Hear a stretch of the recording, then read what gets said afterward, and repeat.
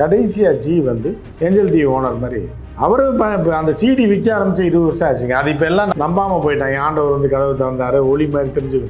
அதுக்கப்புறம் நம்ம ஆட்கள் என்ன பண்ணான்னா பேயாட்டம் ஆட விட்டு பொம்பளைங்கள்லாம் கூப்பிட்டு டிவிடியை வச்சு சொல்லி ஆட விட்டோம். இப்போ ரிவர்ஸில் ஜி வந்து இப்போ ஆரம்பிக்க போகிறாரு. பாஜக மகளிரினர் பூராமே இந்த டிவிடியை கையில் பிடிச்சிக்கிட்டு ஜி முன்னாடி ஆட போகிறாங்க. சிறைக்கு போவதை தவிர்ப்பதற்காக அவர் மனநலம் சரியில்லை, அவர் மனநலம் பாதிக்கப்பட்டுருச்சு, அவர் இறைவனோட குழந்தை அப்படி நான் கடவுள் படத்தில் வர்ற மாதிரி அந்த போலீஸ்காரங்க வந்து சொல்லுவாங்க நீதிபதிட்டு, ஐயா நான் தான் கடவுள்ன்றாரு, அவர் என்னையா பண்ணுறது. பூரி ஜெகநாதரே ஜியோட பக்தர்னு சொல்லிட்டாங்க. இந்த 2 சம்பவமும் ஜியை புரட்டி போட்டுருக்கலாம். நம்ம கடவுளாக இருக்கலாமோ, ஒருவேளை இருக்கிறதுக்கு வாய்ப்பு இருந்தால், நம்ம அம்மா பொய்யா இருந்தா, பொய் சொல்லி நம்மளை ரோட்ல இருந்து எடுத்து வளர்த்துருந்தா, ஹிந்தி படம் மாதிரி மனிதர்களால் உருவாக்கி இருக்க சாத்தியமில்லாத ஒரு குழந்தைங்கிற ரேஞ்சுக்கு அப்பாவே இது யாரு அப்பான்ற மாதிரின்றது அதே ஒரு கேள்வி புரியாது இல்லையா? உங்க அப்பா யாருன்ற ஒரு கேள்வி புரியாது இல்லை? அப்ப அப்பாவே இல்லையா? அம்மாவும் இல்லைங்கிறாரு. அம்மாவும் இல்லை அப்பாவும் இல்லைன்றாரு. இல்லைங்கும் போது எந்த தெய்வம் என்ன ஏதுன்னு தெரியல. நம்ம பிரதமராக இருக்கோம், ஆர்டர் வாங்கி கொடுத்தோம் கோர்ட்டில், இவ்வளோ காசு செலவு பண்ணி இவ்வளோ பர்மிஷனை கொடுத்து இந்த கோயிலை கட்டினா இந்த பிராமணர்கள் 2வது தூணை தாண்டி நீ உள்ளே வராத அப்படின்ட்டானே, அப்போ இவர்கள் எப்படி உடைக்கிறது அப்படின்னு நினச்சி பார்த்துட்டே இருந்திருப்பாரு. நம்மளே கடவுளாக மாறிட்டான், இவன் வர வேணாம்னு சொல்ல முடியாதுல்ல, நம்ம உள்ளே போயிடுவோம், இவங்க வந்து பூஜை நமக்கு தானே பண்ணணும். வணக்கம், இது தமிழ் குரலின் சிறப்பு நேர்காணல். இன்றைக்கு நம்மோடு இணைந்திருக்கிறவர் மரியாதைக்குரிய ஃபர்ஸ்ட் லைன் மீடியாவின் முதன்மை ஆசிரியர், மூத்த பத்திரிகையாளர் ஐயா திருமிகு உமாபதி அவர்கள். நம்முடைய பிரதமர் அவர்கள் இதுக்கு முன்னாடி பார்ட்டி கொடுக்கணும் எனக்கு. நம்ம நாட்டுல ஒருத்தர் வந்து இறைவனாவே ஆயிருக்காரு. ஒரு இறைவன் அனுப்பப்பட்ட ஒரு நேரடி வாரிச்சே நமக்கு பிரதமரா இருக்கிறது எந்த நாட்டுல இஸ்ரேல்ல கூட கொடுக்கல.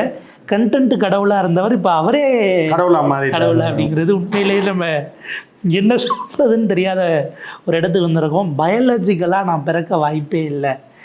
குறிப்பாக என்னுடைய தாய் இறந்த பிறகு தான் என்னால் இதை உணர முடிஞ்சது. பரமாத்மா தான் என்னை அனுப்பியிருக்காரு அப்படின்லாம் பிரச்சாரத்தில் இதுக்கு முன்னாடி இப்படிலாம் யாரும் பேசியிருப்பாங்களா நம்ம நினைச்சு கூட பார்த்துருக்க மாட்டாங்க. என்னதான் டிவி சேனலில் உட்காந்து பேசியிருப்பேன். இந்த ஏஞ்சல் டிவின்னு ஒரு மெண்டல் இருந்தான். அவன் வந்து என்ன அப்படின்னு பார்த்தீங்க அப்படின்னா, ஒரு சிடி வந்து ஜேம்ஸ் புரியுதா ஜேம்ஸ் உனக்கு அப்படின்னு கூட ஒருத்தர் உட்கார வச்சிருக்கு. ஜேம்ஸ், நான் வந்து ராத்திரியில் படுத்திருந்தேன்ப்பா, திடீர்னு ஒரு ஒளி, அந்த ஜன்னலை திறந்து பார்த்தா நான் கண்டுபிடிச்சிட்டேன்ப்பா, அவர் தான் வந்திருக்கார், ஆண்டவர் தான் வந்திருக்காருன்னு அப்படியே எந்திரிச்சேன். என்ன ஆண்டவரே ராத்திரியில் வந்திருக்கீங்கன்னு, உன்னோட கேசட்டை பார்த்தேன்ப்பா, ரொம்ப சிறப்பாக இருந்துச்சு. அந்த கேசட்டை பார்த்தேன், அந்த செட்டிங்ஸு, அந்த பேக்ட்ராப்பு, அந்த கேமரா லைட்டிங்லாம் மிக அருமையாக பண்ணியிருக்கேன். உன்னுடைய சேனல் வந்து உலக அளவில் பெருசாக வரப்போகுது அப்படின்னாரு. ஆண்டவரே எது வரைக்கும் நீங்கள் பார்த்தீங்கன்னா 20 நிமிஷம், முதல் 20 நிமிஷம் பார்த்தேன், அப்பயே கண்டுபிடிச்சிட்டேன், நிச்சயம் பெருசாக வரும் அப்படின்னாரு. அப்புறம் ஜேம்ஸ் அதை வந்து இதை போட்டு டிவிடியாக போட்டு விற்க சொன்னார் ஆண்டவர். விற்றனா அதில் ஒரு பெரிய அமௌண்ட்டு தேரும், நீ இதுன்னு சரின்னு ஆசீர்வதிங்கன்னு அதுக்குள்ளே மறைஞ்சிட்டாரு. தொடர்ந்து அவர் நம்ம சேனலை பார்க்குறாருன்னு நினைக்கிறேன். யார்? ஆண்டவர். ஏதோ பக்கத்து வீட்டுக்காரன் பார்க்குற மாதிரி தொடர்ந்து ஆண்டவர் நம்ம சேனலில் ஆசீர்வதிச்சு, இந்த ஆசீர்வாதத்தினால இன்றைக்கி பார்த்தா 1 வருஷம் ஆயிருக்கு ஜேம்ஸ் நம்ம சேனல் ஆரம்பிச்சு. அதோடைய தரம், அதோட குவாலிட்டியை பற்றி அன்னைக்கே வந்து ஆண்டவர் சொன்னார். சிறப்பாக வந்துக்கிட்டு இருக்கு, நல்ல டெலிகாஸ்ட் பண்ணுறேன், லைவ் எல்லாம் சூப்பராக பண்ணுறேன்னாரு. யார்? ஆண்டவர் சொன்னார் அப்படின்னு சொல்லிகிட்டு இருப்பான். அவனை தான் மெண்டல் இருப்பான். ஆனால் எல்லா சீட்டிங்காக இருந்தாலும், நல்லது கெட்டது போனது வந்தது அரசியல் எல்லாத்துக்கும் தலைமை இடம் தமிழ்நாடு தான். இதெல்லாம் 20 வருஷத்துக்கு முன்னாடியே செஞ்சு முடிச்சிட்டாங்க. அதைத்தான் இப்போ ஜிசே புரியுது அவங்களுக்கு. நீங்கள் வந்து ஏலச்சீட்டு மோசடிலாம் வந்து 40-50 வருஷத்துக்கு முன்னாடி நம்மளால் பண்ணிட்டாங்க, இப்போ தான் அவங்க பண்ணுறாங்க. ஸோ அந்த மாதிரி எல்லாத்துக்குமே வரலாறு, கலை, இலக்கியம், அதே மாதிரி நீங்கள் கவிதை, நாடகம், எல்லாமே வந்து எக்ஸ்ட்ரீம் லிமிட்டுக்கு நம்மால் போயிட்டாங்க. இதை பார்த்து தான் அதாவது சைக்கிள் கொடுக்குற ஜெயலலிதா செத்தே 5 வருஷம் ஆச்சு. அது 20 வருஷத்துக்கு முன்னாடி கொடுத்து இப்போ தான் உத்தரப்பிரதேசில் சைக்கிள் கொடுக்குறாங்க. இப்படி அரசியலாக இருந்தாலும் சரி, இவர்கள் பின்பற்றுறது பூரா தமிழ்நாட்டை. கடைசியாக ஜி வந்து ஏஞ்சல் டிவி ஓனர் மாதிரி அவர் அந்த சிடி விற்க ஆரம்பிச்சு 20 வருஷம் ஆச்சுங்க. அது இப்போ எல்லாம் நம்பாமல் போயிட்டாங்க. ஆண்டவர் வந்து கதவு திறந்தாரு, ஒளி மாதிரி தெரிஞ்சுது. இப்போ ஆக்கி காமெடியன் ஆக்கி அந்த ஆளை துரத்தி விட்டாங்க. அதுக்கப்புறம் நம்ம ஆட்கள் என்ன பண்ணான்னா பேயாட்டம் ஆட விட்டு பொம்பளைங்கள்லாம் கூப்பிட்டு டிவிடியை வச்சு சொல்லி ஆட விட்டது. இது நடந்தது. இப்போ ரிவர்ஸில் ஜி வந்து இப்போ ஆரம்பிக்க போகிறாரு. பாஜக மகளிரினர் பூராமே அந்த டிவிடியை கையில் பிடிச்சிக்கிட்டு ஜி முன்னாடி ஆட போகிறாங்க. இதுதான் நடக்க போகுது. கடைசி கட்ட தேர்தல் பிரச்சாரம் முடிஞ்சவொடனே இதுதான் நடக்கும். இல்லைன்னா இவர் தோத்துட்டாரு அப்படின்னா சிறைக்கு போவதை தவிர்ப்பதற்காக, அவர் மனநலம் சரியில்லை, அவர் மனநலம் பாதிக்கப்பட்டுருச்சு, அவர் இறைவனோட குழந்தை அப்படி நான் கடவுள் படத்தில் வர்ற மாதிரி அந்த போலீஸ்காரங்க வந்து சொல்லுவாங்க நீதிபதிட்ட, ஐயா நான் தான் கடவுள்ன்றார், ஐயா அவர் என்னையா பண்ணுறது அப்படிங்கும்போது அவரும் பதறி போயிடுவார். இந்த பணத்தை என்ன பண்ணேன்னு கேட்டால் இப்படி சொல்கிறாரியா அப்படின்வாங்க. ஸோ அந்த மாதிரி நான் கடவுள்ன்றது அடுத்த 7வது கட்டத்தில் அந்த இது சொல்கிறதுக்கு வாய்ப்பு இருக்குது. இதற்கு முன்னாடியே நம்ம பல சாமியார்கள், பெண் சாமியார்கள்லாம் வந்து பல லட்சம் சம்பாரித்து பல கல்யாணங்களை பண்ணி புருஷனை கொண்டுலாம் இருக்காங்க. இதெல்லாம் நம்ம முன்னோடியாக இருக்காங்க தமிழ்நாட்டில். இதை இப்போ ஜி கையில் எடுத்திருக்காரு. இது யார் சொல்லிக் கொடுத்தா, எங்கே சொல்லிக் கொடுத்தான்னு தெரியல. இந்த பயாலஜிக்கல் சைல்டுன்ற வார்த்தையே அவருக்கு தெரியாது. ஏன்னா படிப்பறிவு இல்லாத, ஏன்னா நான் படிப்பு இல்லைன்னா அவர் ஒன்றுமே படிக்கல நான் சொல்ல வரல, எம்ஏ முடிச்சிருக்காரு. அதை நம்ம அப்படி தப்பாக சொல்லி கூட படித்தவங்க இருந்தவனும் இந்தியாவில் இல்லைங்கிறதா விஷயம். ஆமாம், இல்லை கூட யாருமே இல்லை, எல்லாம் செத்துட்டாங்க. இல்லை ஏதாவது போன டைம் கூட ஒரு கிளவி ட்ரை பண்ணியிருக்கு. டெல்லியில் ஒரு அம்மா என்ன பண்ணியிருக்கு, நான் அந்த குஜராத்தில் அந்த ஸ்கூலில் படித்தேன். இவர் எம்ஏ எந்த வருஷத்தில் டெல்லி யூனிவர்சிட்டியில் படித்தாரோ, பிஏ படித்தாரோ, அந்த யூனிவர்சிட்டியில் அந்த வருஷத்தில் நான் தான்ப்பா படித்தேன், அப்போ என் கிளாஸ்மேட்டாக தான் இருக்கணும்னு சொல்லி ஃபோட்டோவை பிரட்டி பார்த்துருக்கு. அதுக்கப்புறம் ரோட் ஷோ வரானோடனே அவரை பார்க்க போயிருக்கு. வீட்டில் விட மாட்டேன்ருக்காங்க, வெயில் ஓவர் அடிக்குது போகாதன்னு. அது எதுவுமே இல்லை, மோடியை பார்க்க போகிறேன்னா சரி என்னடா திடீர்னு மோடி மேலே இவ்வளோ பக்தியாக ஆயிடுச்சு, பிஜேபியாக பிடிக்காதுன்னு சொல்லுமே அப்படின்னு பார்த்தா போய் பார்த்துட்டு வீட்டில் வந்து அழுதுகிட்டு இருந்துருக்கு நைட்டு ஃபுல்லாக. அந்த அம்மா 75 வயசில் என்ன திடீர்னு நம்ம அம்மா மோடியை பார்க்க போச்சு இப்படி வந்து கதறி அழுகுது அப்படின்னா, இல்லைப்பா இந்த ஆள் இல்லை, பொய் சொல்கிறாரு, என் கூட படித்த ஆள் இல்லை அப்படின்னு. அந்த மாதிரி எவனுக்குமே தெரியாமல் ஒரு காலேஜில் படிச்சுட்டு ஒரு கோர்ஸில் படிச்சுட்டு பொலிட்டிக்கல் சயின்ஸ், இப்போ பொலிட்டிக்கல் சயின்ஸுன்றது இப்போ அதை சாதிச்சிருக்காருல்ல, பிஹெச்டி கூட வாங்கியிருக்கலாம் அவர். ஏன்னா பொலிட்டிக்கல் சயின்ஸில் சாதிச்சுதான் 2 வருஷம் இவங்க ஆட்சியில் இருந்திருக்கான். புதுசாக ஒரு கட்சியிலேருந்து வந்து ஒரு ஆள் புதுசு சிஎம்மாக இருந்து யார் பிரதமராக இருக்கான்? யாருமே இல்லை. 6 மாதம் கூட தேவகவுடாலாம் இருக்க விடல. ஸோ அப்போ பொலிட்டிக்கல் சயின்ஸ் படிச்சிருக்காருன்றதை நிரூபிச்சிட்டார். இவர் தீசிஸ் எழுதலாம், பேப்பர் இது எழுதி கூட வருங்கால மாணவர்களுக்கு பண்ணலாம். இப்போ உச்சகட்டமாக இப்போ கடவுளாக மாறிட்டார். இதே மாதிரி தான் அமெரிக்காவில் என்ன பண்ணாங்க அப்படின்னா, ஒரு 20 வருஷத்துக்கு முன்னாடி 25 வருஷத்துக்கு முன்னாடி, அது வெப்சைட்டில் தேர்னிங்கனாலும் கிடைக்காது. ஏன்னா அமெரிக்கன் அரசு மாதிரி ஒரு திருட்டு அரசு இந்த உலகத்திலே கிடையாது. அதை அழிச்சிருவாங்க. அவங்களுக்கு மைனஸாக இருக்கக்கூடிய, ஏன்னா வெப்சைட்டு அது இது கூகுளு ஃபேஸ்புக் எல்லாம் அவங்க கையில் தானே இருக்குது. எல்லாம் ஒரு இடத்துல கூட அந்த டாக்குமெண்ட் இருக்காது. நீங்கள் பழைய ஆட்கள்கிட்ட கேட்டிங்கன்னா தெரியும். பேப்பர் படிக்கிற ரெகுலராக படிக்கக்கூடியவங்க பல அறிஞர்களுக்கு தெரியும், பலருக்கு தெரியும். என்னென்னா ஒருத்தன் வந்து இயேசுவை காட்டுறேன்னு அண்டா நிறையா சைனடை கலந்து இப்போ ஜபம் பண்ணிகிட்டே இருந்திருக்கான். ஒரு நாள் இயேசுவை காட்ட போகிறேன்னு எல்லாத்தையும் வர வச்சு என்ன பண்ணியிருக்கான்னா, அண்டா நிறையா ஏதோ பாயாசம் இது மாதிரி ஏதோ ஒன்று ஜூஸ் மாதிரி ஒன்று கலக்கி அதில் சைனைடை கலந்து இவனுடைய ஆட்கள் பாதுகாப்பு படையின்னு ஒரு 10 பேர் AK-47 கொடுத்து வச்சு நிறுத்திட்டு இதை குடித்த உடனே அவங்களாம் மயங்கி விழுந்துருவாங்க, நேராக இயேசுநாதர்கிட்ட பார்க்க போயிடுவாங்க. நானும் இதை குடிச்சிடுவேன், அதை மீறி வேறு ஏதாவது உயிரோடு இருந்தாங்கன்னா நீ இதை வச்சு சுட்டு கொண்டுட்டு நீங்களே செத்துடணும் அப்படின்னு சொல்லி 250 பேருக்கு மேலே ஸ்பாட் அவுட்டு அமெரிக்காவில். 100 வருஷம் 50 வருஷம்லாம் இல்லை, இப்போ ஒரு 30, நான் பத்திரிகைக்கு வந்ததுக்கப்புறம் தான் 90களில் நீங்கள் வெப்சைட்லலாம் தூக்கியிருப்பாங்க இந்த 8 பேர். ஒருத்தன் வந்து இயேசுவை நேராக பார்க்க கூப்பிட்டு போகிறேன்னு சொல்லி, அதனால தான் ஜெப கூட்டமே நடத்த விட மாட்டாங்க அமெரிக்காவில். ஒரு 500 பேர் கூடுறான்னு ஒரு பர்மிஷன் கேட்டானால அங்கே ஃபுல்லாக கூச்சிடுவாங்க போலீஸ். யார் இவன், யார் எந்த மதமாக இருந்தாலும் எல்லாம் உள்ளே வந்து அவனை விசாரித்து யாரா அவன். ஸோ அந்த மாதிரியான இது விஷம் கொடுத்து எல்லாத்தையும் கொண்டுட்டு போக AK-47 வச்சு அவங்க சுட்டு வேற கொண்டிருக்கான். அதில் 2 பேர் பொழைச்சிட்டான்.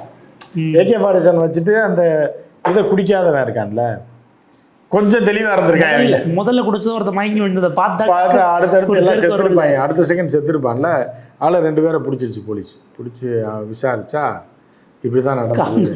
இன்னைக்கு காலையில் ஏசு காட்டுன்னு சொல்லி கூப்பிட்டாரு. அண்டா நிறையா சைனடை கலந்து வச்சுருந்துருக்காரு போல், அது எங்களுக்கு தெரியாது. இந்த ஜூஸை குடிச்சிங்கன்னா டக்குன்னு மயங்கி விடுவீங்க, நேராக ஏசுநாதர்கிட்ட போயிடலாம். அப்படி மயங்கி விழுந்து யாராவது உயிர் முடிச்சாங்கன்னா அவங்கள சுட்டு கொண்டுருந்தாங்க. அதே மாதிரி கூட இருக்கவங்களாம் சுட்டுட்டாங்க. நாங்கள் பார்த்தோம், எங்களுக்கு கொஞ்சம் யோசனையாக இருந்ததுனால நாங்கள் 4 பேரை சுட்டோம், ஆனால் நாங்கள் குடிக்கலை அப்படின்னு. அப்புறம் அதை தடை பண்ணி பிடிச்சிருக்கவனை பிடிச்சி போட்டு என்ன ஆச்சுன்னே தெரில. ஸோ அந்த மாதிரி ஒரு நிலைமை வந்து இந்தியாவிலலாம் அதை கேலி கூத்தாக தான் பார்த்துக்கிட்டு இருந்தோம் அந்த காலகட்டத்தில். 80s எண்ட்லேயே இப்படியான கோமாளிகள் இருப்பான் அமெரிக்கான்ற வளர்ந்த நாட்டில் அப்படின்னு சொல்லி நினச்சிக்கிட்டு இருந்த காலம் போய் இப்போ நம்ம நாட்டிலேயே ஜினால் அது நடக்க போகுது. புரியுது? ஒரு கடவுள் ஆகிட்டா வாங்கன்னு சொல்லி எல்லா மினிஸ்ட்ரியில் இருக்கவனுக்கு பூரா ஒரு பாயாசத்தை கொடுத்து போட்டாங்க. என்ன நடக்கும்? ஏன்னா இந்த மாதிரி மனப்பிறழ்ச்சியில் பேசுகிறவங்க எது வேணாலும் செய்யலாம். நாளைக்கு விரக்தியில் தோக்க போகிறோம், ஆட்சி போக போகுது அப்படிங்கும்போது வாங்க மினிஸ்ட்ரிக்கு எல்லாம் இருக்கிறவங்களுக்கு பூரா ஒரு பார்ட்டி வைக்கிறேன்னு கூட ஏதாவது பண்ணிடலாம் அப்படின்ற ஒரு அச்சமும் இருக்குது. ஸோ அது ரொம்ப சேஃப்டியாக தான் இருக்கணும். நிர்மலா மாமிலாம் கொஞ்சம் பாதுகாப்பாக இருக்கிறது நல்லது. நம்ம இவ்வளோ பேசுகிறோம். ஏற்கனவே கங்கனா ரனாவத் சொன்னாங்க அவர் மகாவிஷ்ணுவோடைய அவதாரமாக ஜி இருக்கார் அப்படின்னும் போது எல்லாரும் சிரிச்சுட்டு போயிட்டாங்க. இப்போ திரும்ப அதை அவரே ரனாவத் தான் வந்து இதுக்கு எல்லாமே தாயாக இருக்குமோ அப்படின்றது ஒரு இந்த பாப்பா சொல்கிறது கூட நல்லா இருக்கே, நம்ம அதே ஆக்டிங்கை போட்டுடலாமோ அப்படின்னு கூட நினச்சிட்டுருக்கலாம். அது ஒரு எல்லாருக்குமே ஒரு பிரேக்கிங் பாயிண்ட், ஒரு தூண்டுதல் வந்து எங்கேருந்து வருதுன்னே சொல்ல முடியாது. டக்குன்னு ஒரு ஸ்பார்க்கு தான், அதை வச்சு பெரிய ஆள் ஆயிடுவாங்க, இல்லை ஏதோ ஒன்று நடந்துடும். அந்த மாதிரி ஒரு ஸ்பார்க்கு கங்கனா ரனாவத் கொடுத்துருக்கான்னு ஒரு நினச்சிக்கலாம்.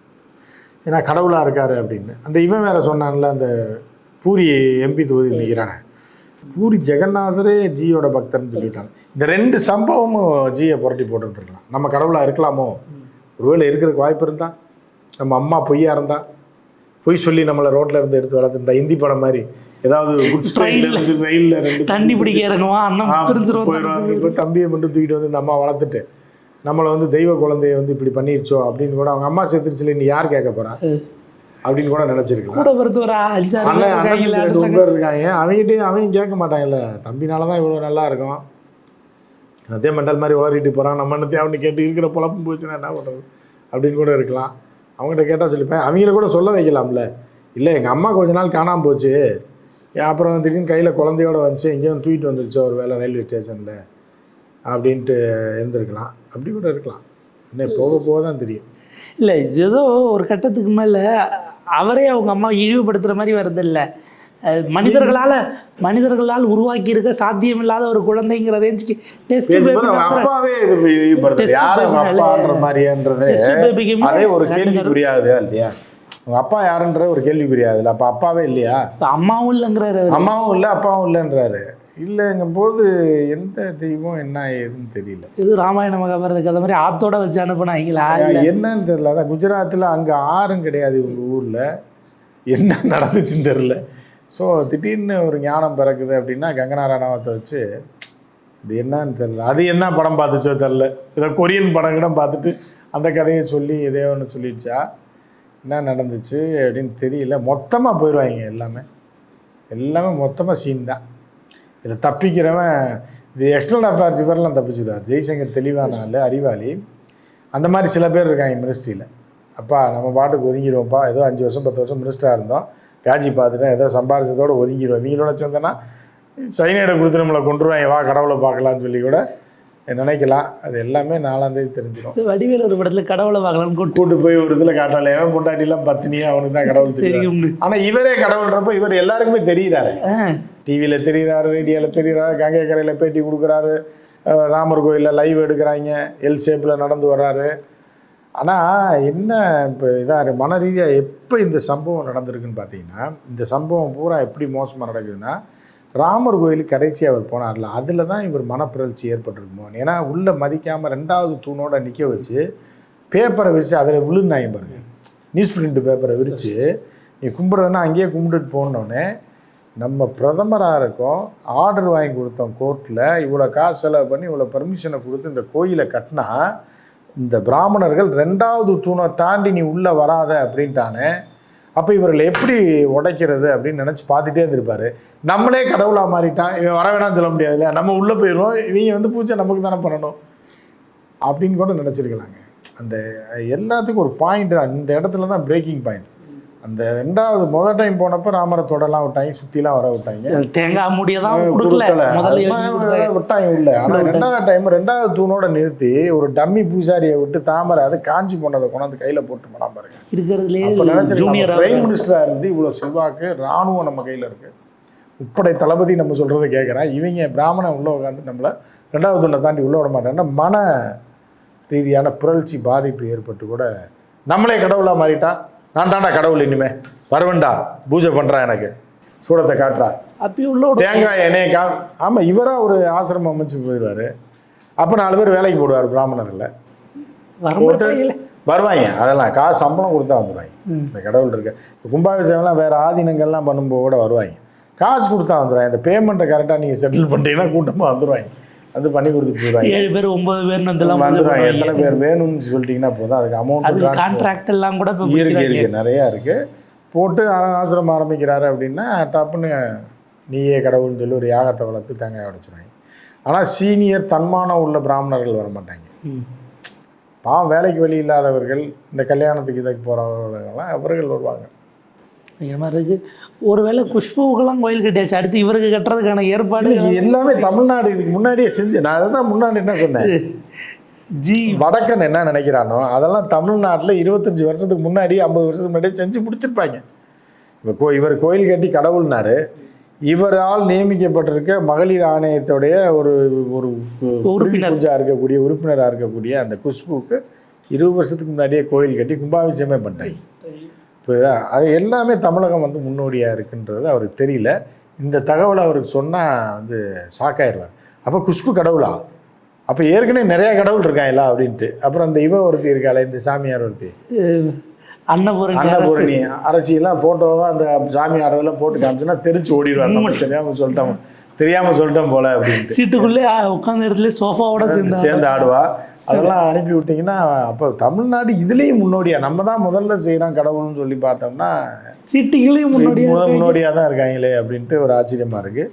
சாவியை வேறு எடுத்துகிட்டு வந்துட்டாங்கன்ட்டாரு. நடக்குது. ஏன்னா ஏற்கனவே அண்ணாமலைக்காகவே ஒருத்தர் விரலெல்லாம் வெட்டிக்கிட்டாருன்னா நம்ம பார்த்தோம். விரலில் வெட்டலை, கட்டு போட்டு காமிச்சு வெட்டினதா. அதுக்கு அண்ணாமலைகிட்ட ஒரு 25,000 வாங்கிட்டு போயிட்டாங்க. வெட்டலாம், அதுவும் சீட்டிங் தான். விரல் வெட்டினது மாதிரி கட்டு போட்டு காமிச்சு டிஞ்சர் மட்டும் வச்சுட்டு அண்ணாமலைக்காக விரல் வெட்டணும்னு சொல்லி இதில் போட்டான், வீடியோவில் போட்டு. அண்ணாமலை புலங்காயதாண்டு 1 லட்ச ரூபா 50,000 கொடுத்த மாதிரி காசை வாங்கிட்டு அவன் பாட்டு சரக்கை போட்டு போயிட்டான். அவ்வளோதான் நடந்தது. அவங்கள எவ்வளோ விரலை அண்ணாங்கட்டியை வெட்டுறாங்க. அதை தேர்த்துறதுக்கு கட்டிக்கு தேர்த்துறதுக்கு ஒரு 6 மாதத்துக்கு குடிக்கிற அளவு காசு தேர்த்துனா போதுன்னு பண்ணியிருக்கான் போதையில். அண்ணாமலையே காணாமல் அண்ணாமலை விரலே வெட்டுறது தேடிக்கிட்டு இருக்காங்கன்றாங்க. நீங்கள் அண்ணாமலைக்காக விரல் வெட்டுறாங்க. ஏன்னா முருகனுக்கே அழகு குத்த வராத பிராமணர்கள் ஜிக்கு குத்துவாங்களாங்கிறதெல்லாம் ஆமாம் கேள்வியாக எழும். எச்சிலையில் உருள்றதெல்லாம் இப்போ சாங்கியங்கிறாங்க. ஆமாம், அது இருக்கு. அதெல்லாம் வந்து நீதிபதிகளில் இருக்காங்க, அவங்களுடைய தீர்ப்பை நம்ம சொல்ல முடியாது. அதனால் அவர் எச்சிலையில் உருள்றதுக்கு அவர் தீர்ப்பு வழங்கியிருக்காருன்ற போது அதெல்லாம் எல்லாமே நடக்க தான் செய்யும். கண்டிப்பாக சார். ஏன்னா கோயில் வேலைக்கு பிரதமர் போகிறதும், நாடாளுமன்றத்துக்கு பூசாரிகளை சாமியாரை கொண்டு போய் திறக்கிறதுங்கிறதெல்லாம் இந்தியா இது வரைக்கும் காணாத ஒரு விஷயமா இருக்குது. அடுத்தடுத்த நிலையில் எப்படி போகுதுன்னு பார்ப்போம். நேரத்துக்கும் கருத்துக்களுக்கும் ரொம்ப நன்றி சார்.